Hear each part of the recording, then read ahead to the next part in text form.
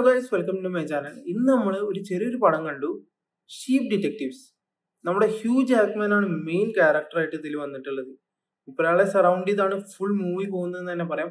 ഒരു light feel good മൂവിയാണ് നിങ്ങൾ കാണാൻ ആഗ്രഹിക്കുന്നതെന്നുണ്ടെങ്കിൽ ഇതാണ് കറക്റ്റ് സാധനം. ഒരു ആളുടെ മരണം, ഇതിപ്പോ എന്താ പറയാ, സ്പോയിലേഴ്സ് ഒന്നല്ല, ഇത് നേരിട്ട് തന്നെ പറയാൻ പറ്റും. നമ്മുടെ ഷെപ്പേർഡ് ആയിട്ടുള്ള ജോർജ് ഹാർഡിയുടെ മരണം, അത് നയിക്കുന്ന എന്താ പറയാ, നമ്മുടെ ഷീപ്സ് ഡിറ്റക്റ്റീവ്സ് ആയി മാറുന്ന ഒരു സെനാരിയോ ആണ് ഈ പടത്തിൽ മൊത്തം. പക്ഷേ ഒരു ഡിറ്റക്റ്റീവ് സ്റ്റോറിക്ക് അപ്പുറം പല പല ക്യാരക്ടർ ആക്ട്സ്, അവരുടെ ഇമോഷൻസ്, കൂടുതൽ ഇത് ഷീപ്സിന്റെ പല പല ഇമോഷൻസും ആണ് കാണിക്കുന്നത്. അവരാണ് അവരുടെ കോൺവെർസേഷൻ ത്രൂ, അവരുടെ ലൈഫ് ത്രൂ ആണ് ഇവിടെ ഒരു ഡിറ്റക്റ്റീവ് സ്റ്റോറി നടക്കുന്നത്. മെയിൻ ഇവന്റിലേക്ക് നയിക്കുന്നത് പോലും അവരുടെ ഓരോ മൂമെന്റ്സ് ആണ്.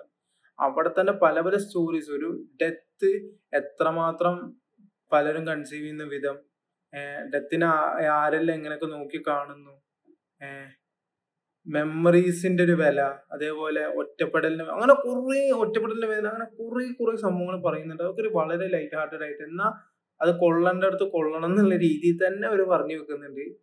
ഒറ്റപ്പെടുമ്പോ എത്രമാത്രം വേദന ഉണ്ടാവുമായിരിക്കും എന്നുള്ളത് കൂടെ പറഞ്ഞു വെക്കുന്നുണ്ട്. ഇതിൽ ചില ക്യാരക്ടർ ഡെത്ത്സ്, അതൊക്കെ കാണുമ്പോൾ നമുക്ക് സങ്കടം വരും.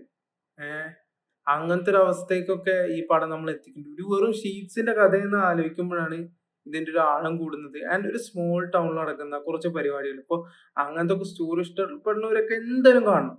ഒരു ചെറിയൊരു ടൗണിലാണ് ഈ കഥ നടക്കുന്നത്.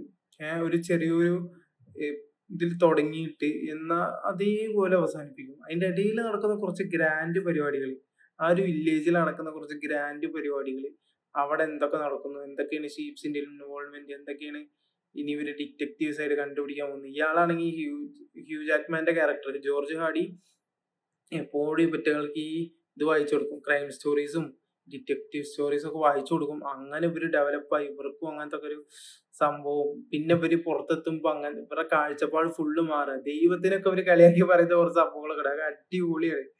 അതൊക്കെ ആ ഒരു രീതിയിൽ ചിന്തിക്കുമ്പോ, ഒരു ആടിന്റെ രീതിയിൽ ചിന്തിക്കുമ്പോ സത്യമല്ലേന്ന് നമുക്ക് തോന്നും. ഓക്കെ, അങ്ങനെ കുറെ പരിപാടി ഉണ്ട്. കാണാത്തവർ എന്തായാലും കാണുക. ഒരു മസ്റ്റ് വാച്ച് ലൈറ്റ് ഹാർട്ടഡ് മൂവിയാണ്. ഫാമിലിയുടെ കൂടെ എങ്ങനെ നിങ്ങൾ കണ്ടോ, ഒരു വിഷയവും ഒരു ഒരു വൾഗർ സീൻസോ അങ്ങനെ ഒന്നും ഇല്ലാത്തൊരു പടമാണ്. നിങ്ങൾക്ക് എന്തായാലും ഇഷ്ടപ്പെടും. അപ്പൊ കണ്ടു നോക്കുക. കണ്ടവർ നിങ്ങളുടെ അഭിപ്രായം അറിയിക്കുക കമന്റ്സിൽ. പിന്നെ ചാനൽ സബ്സ്ക്രൈബ് ചെയ്യാത്തവര് പറ്റുക ഒന്ന് ചാനൽ സബ്സ്ക്രൈബ് ചെയ്യുക, വളരെ വളരെ ഹെൽപ്ഫുൾ ആയിരിക്കും. അപ്പൊ ശരി, by the by. Next video കൂടെ വീണ്ടും കാണാം. ബൈ.